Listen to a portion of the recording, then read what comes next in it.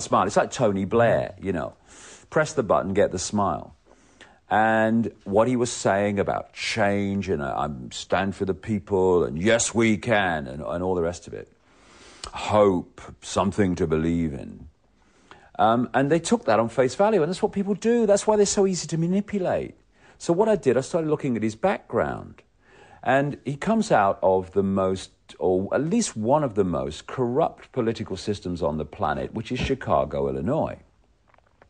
If you are not deeply, deeply corrupt and have a attitude that you'll do what's necessary to get power, then you do not survive politically in Chicago and Illinois, never mind prosper. This man's star absolutely soared.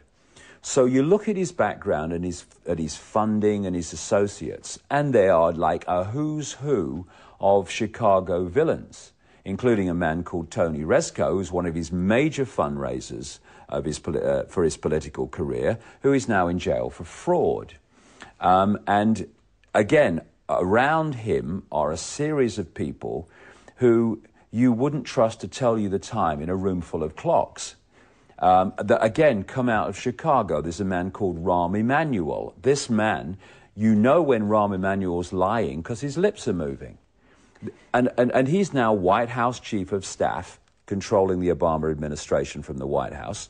And another man who's a close associate and works as one unit with Rahm Emanuel is a man called David Axelrod, another figure out of the deeply corrupt Illinois Chicago system, who was the man that orchestrated Obama's entire election campaign.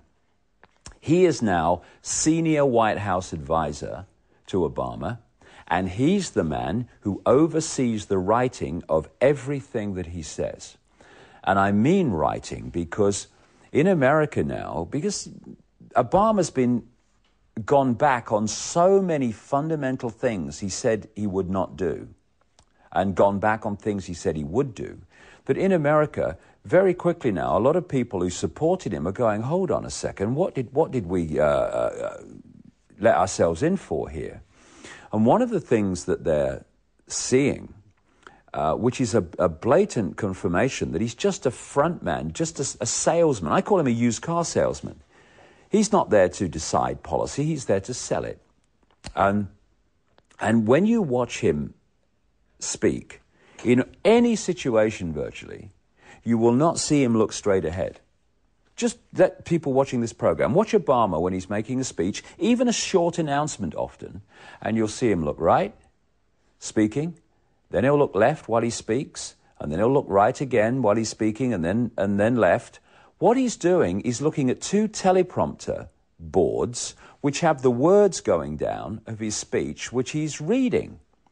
He is so welded to these teleprompters and the words that have been written for him, overseen by this guy, David Axelrod, that on St. Patrick's Day in 2009, Obama attended a St. Patrick's Day reception, which the White House had invited people, including the Irish Prime Minister. And Obama stood up to make his welcome speech and thanked himself for inviting everybody because the Irish Prime Minister's speech was still on the teleprompter and not his own. So he started reading someone else's speech. And he's known in America now more and more as the teleprompter president. And so right down to even what he says in public is written for him. He is just there to sell the policies created in the shadows by the same network of people, of which Emanuel and Axelrod are public faces, of the force that controlled the Bush administration. So I've talked to you before about this technique, problem, reaction, solution, which is what we're talking about with the credit situation. Create the problem, get the reaction, do something, fear, and then offer the solutions to the problems you've created. What they've done now with the last two presidents is have a presidential version of problem, reaction, solution.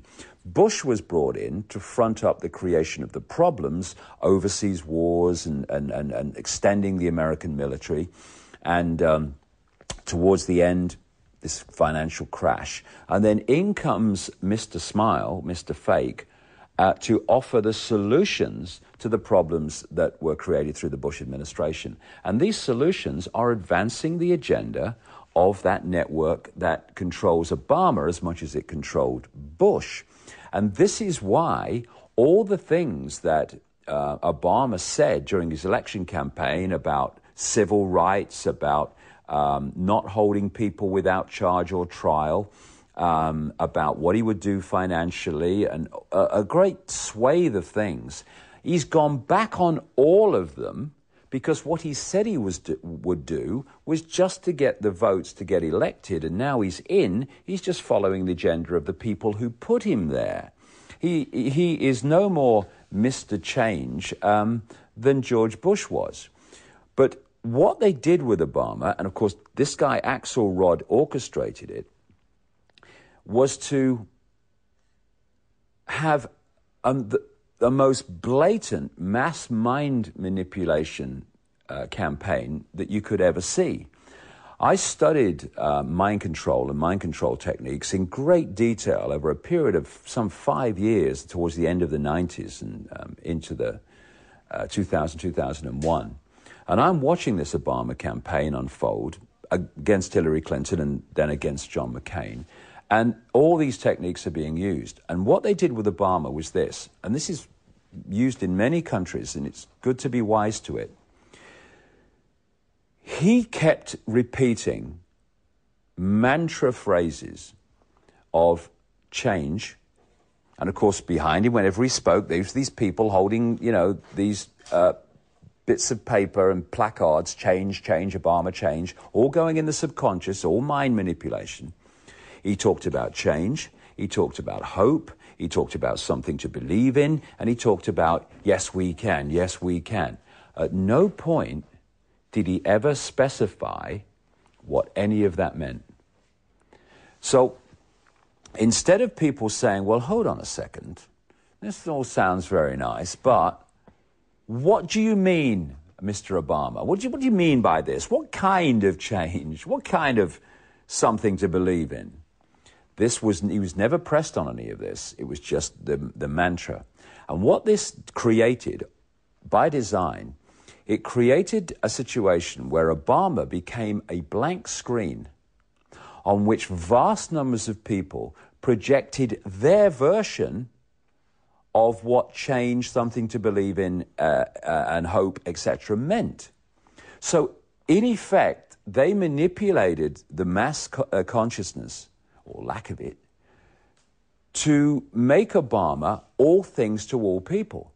Because they got him to, if you thought change that you want meant this, you projected that onto him. Yes, he stands for the change that I want.